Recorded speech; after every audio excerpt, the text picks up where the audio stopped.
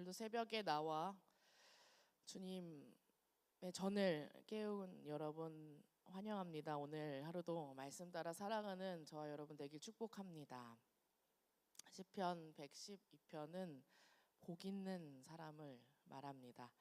그런데 본문이 말하는 말씀이 말하는 복은 그냥 운이 좋다, 형편이 잘 풀린다 와 같은 수준이 아닙니다. 하나님 앞에서 한 사람이 어떻게 세워지고 그 삶이 어떤 열매로 나타나며 마지막에 무엇이 남는가, 그것을 보여줍니다. 오늘의 말씀의 결론은 아주 분명합니다. 오늘 설교의 제목처럼 6절의 말씀입니다. 의인은 영원히 기억되리로다. 사람에게 남는 인생이 아니라 하나님께 기억되는 인생, 저와 여러분이 그런 인생 살기를 축복합니다. 첫 번째로 이 복의 시작은 경외이고, 또 우리의 신앙의 중심은 그 말씀, 하나님의 말씀을 즐거워함에 있습니다. 오늘 1절의 말씀을 읽겠습니다. 여호와를 경외하며 그의 계명을 크게 즐거워하는 자는 복이 있도다. 네. 경외는 공포나 두려움이 아니라 하나님을 크게 두는, 내 안에서 하나님을 크게 두는 태도입니다. 경외는 하나님을 무조건적으로 무서워하라는 그런 말이 아닙니다. 거룩하신 하나님 앞에서 내가 내 자리를, 그의 앞에 내 자리를 아는 것입니다. 하나님을 가볍게 대하지 않는 그런 마음입니다. 하나님을 내 하나님이심으로 하나님이심을 인정하고 그분 앞에서 내 말과 행동을 정돈하는 그런 태도입니다.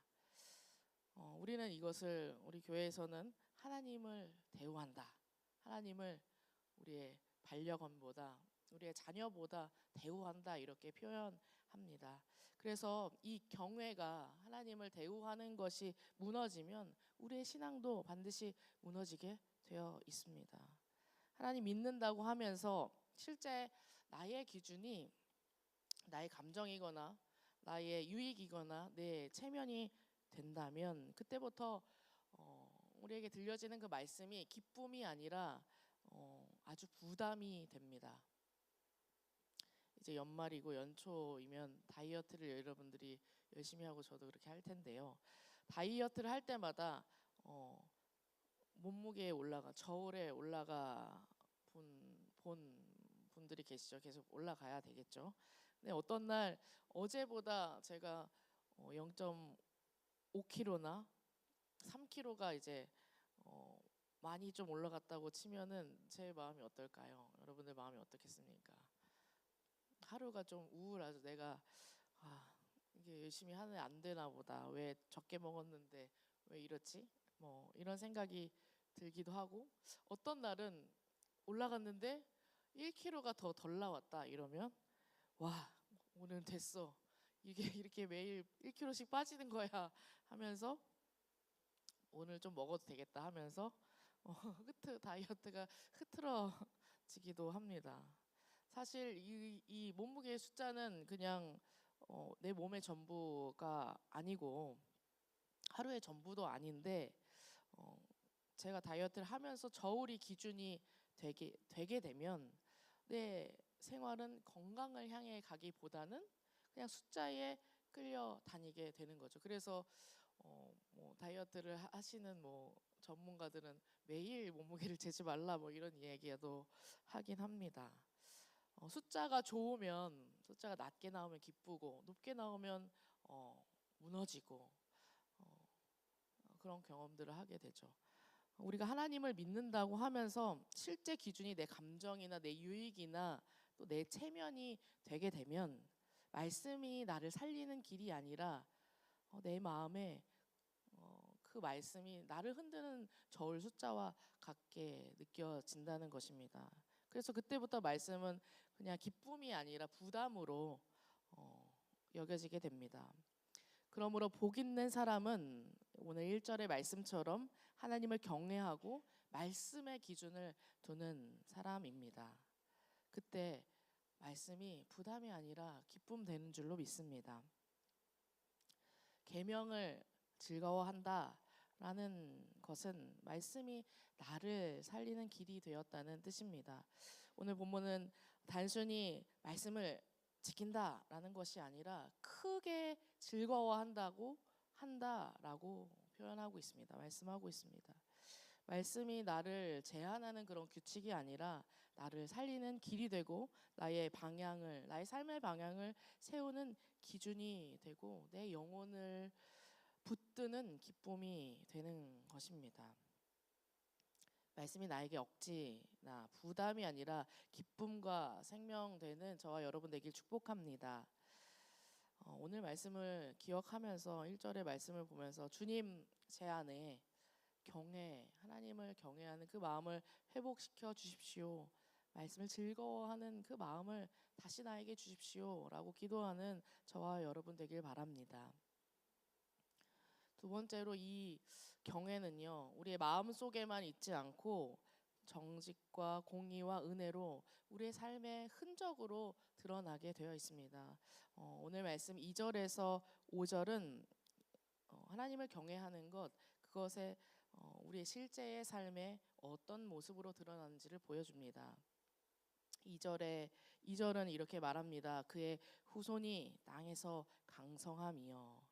경외의 흔적이 우리의 가정과 다음 세대로 흘러간다는 말씀입니다.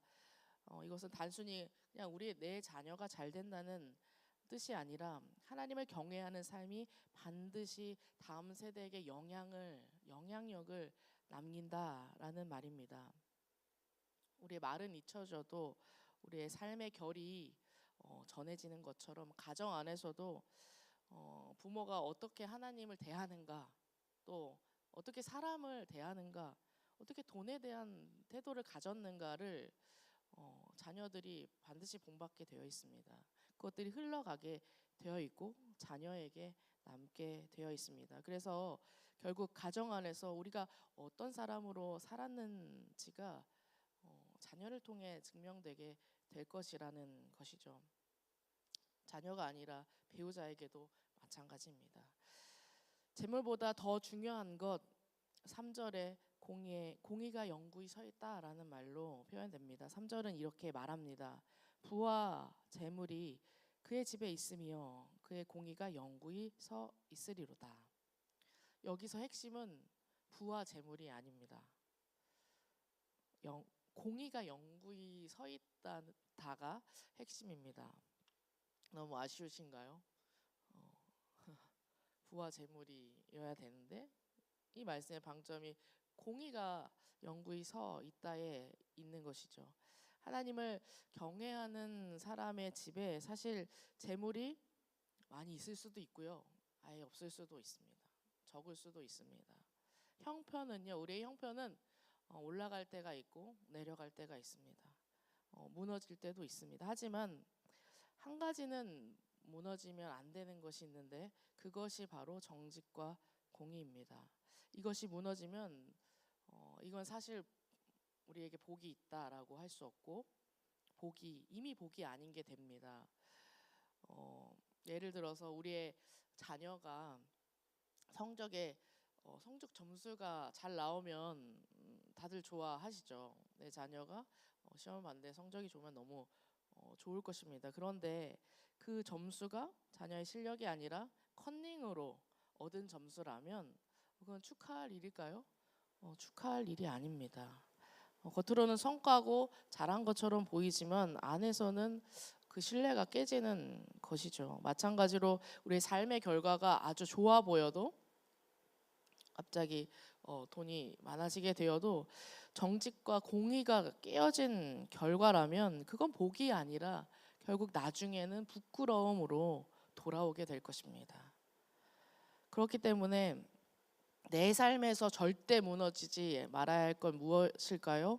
오늘 성경은 말하고 있습니다. 하나님을 경외하는 사람은 그의 공의가 영구히 서 있다 라고 말입니다. 정직과 공의의 터 위에 있는 사람이 복 있는 사람인 줄 믿습니다. 그런 복 있는 사람, 정직과 공의의 터 위에 서 있는 복 있는 저와 여러분 되길 축복합니다. 4절 말씀입니다. 정직한 자들에게는 흑암 중에 빛이 일어나나니. 그러니까 의인에게도 흑암이 찾아온다라는 거죠. 신앙이 좋으면 고난은 없다라는 말은 성경에 쓰여 있지 않습니다. 흑암 속에서 어떤 사람이 되느냐를 말씀에서 보여주고 있는 것이죠.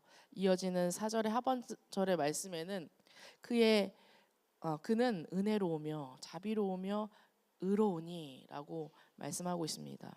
흑암 속에서 빛이 없을 때 사람이 더 거칠어지고 부정적이 되고 나빠지는 게 아니라 의인은 더 은혜로워지고 더 자비로워지고 더 의로워지는 사람, 그 사람이 하나님을 경외하는 사람이다 라고 말하고 있는 것입니다.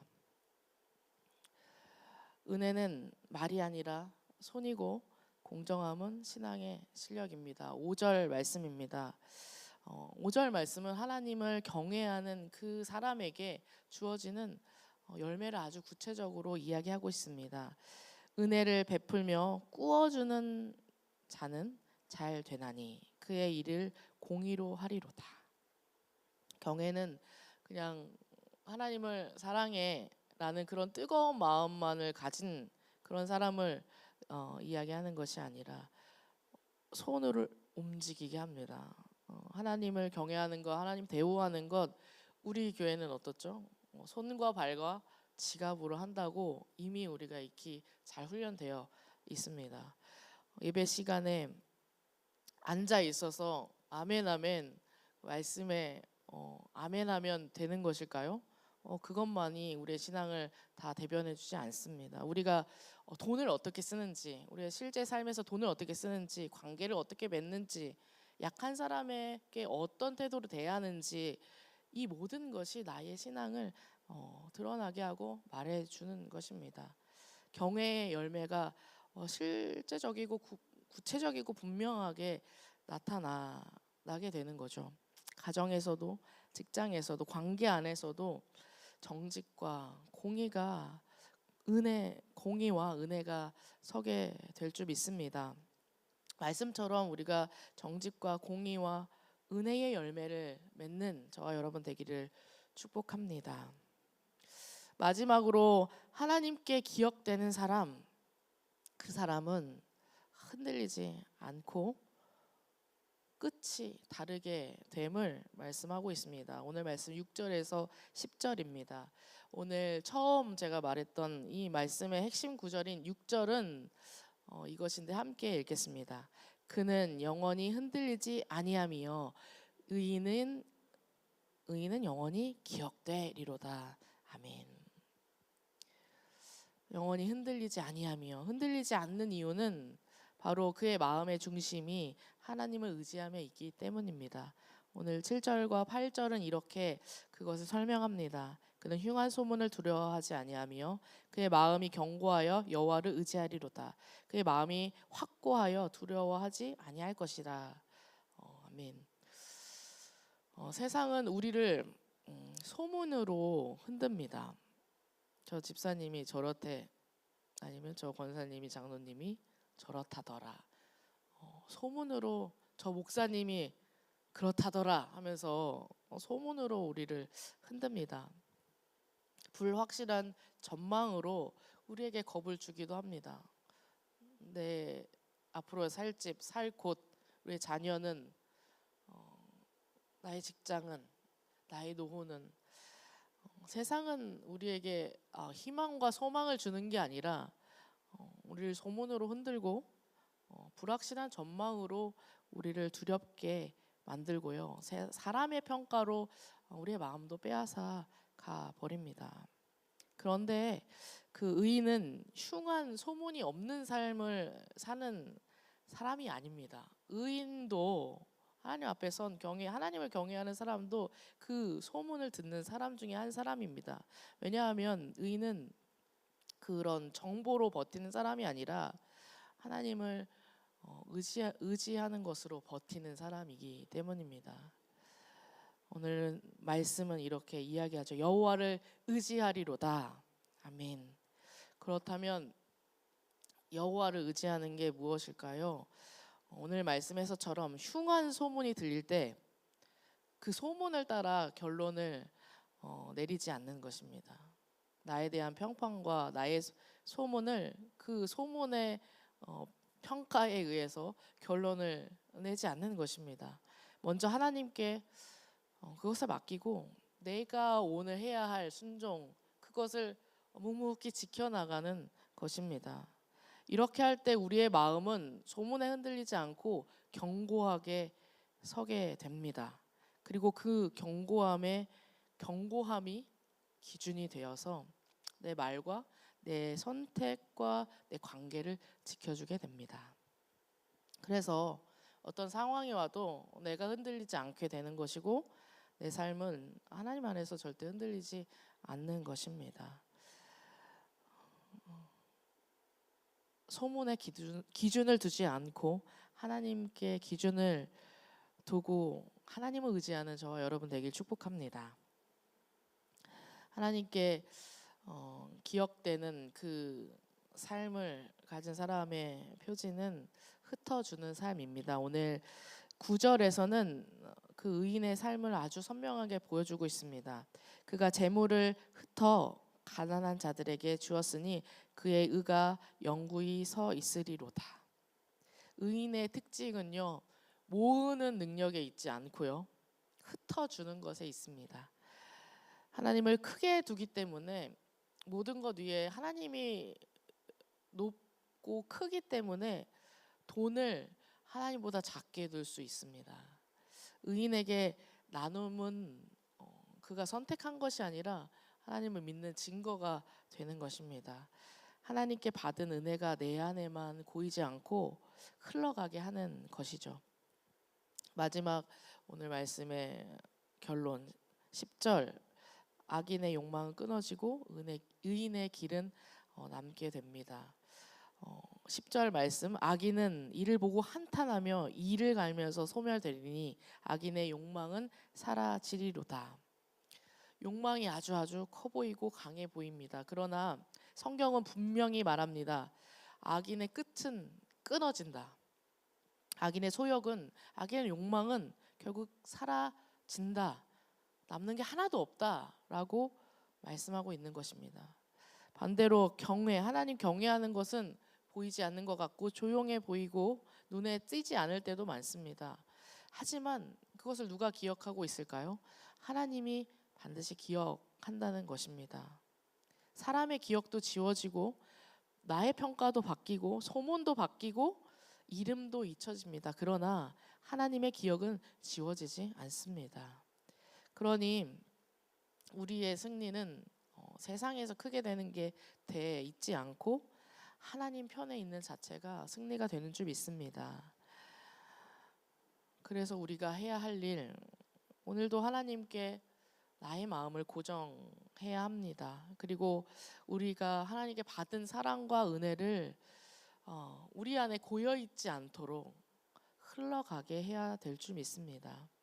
하나님을 의지하고 하나님을 붙들고 그 사랑을 흘려보냈던 사람은 하나님께서 기억하십니다. 사람이 여러분을 기억하지 않고 하나님이 여러분을 기억하십니다.